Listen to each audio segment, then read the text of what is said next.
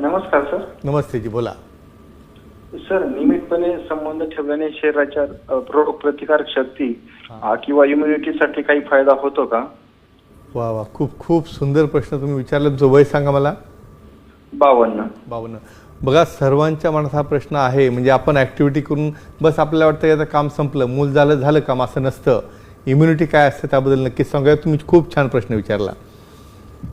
Immunity म्हणजे बऱ्याच जणांना हा इम्युनिटीचा काही समज, फक्त इम्युनिटी घ्यायला आम्ही बूस्टर डोस घेतो, बूस्टर असतात, डोस घेतो. ह्या डोसच्या पलीकडे स्वतः बॉडीने डोस बनवले ना, काय सांगूया आपण.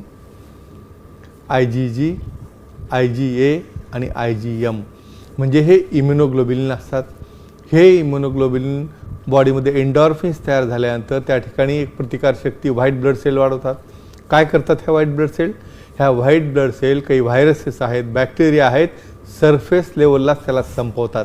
म्हणजे तुम्हाला असं वाटतं की मला आता फिवर आला, मी आता अँटीबायोटिक घेतो, पेन किलर घेतो. अहो, इथं नंतर आलं किती दिवस अँटीबायोटिक खाणार, किती दिवस पेन किलर खाणार.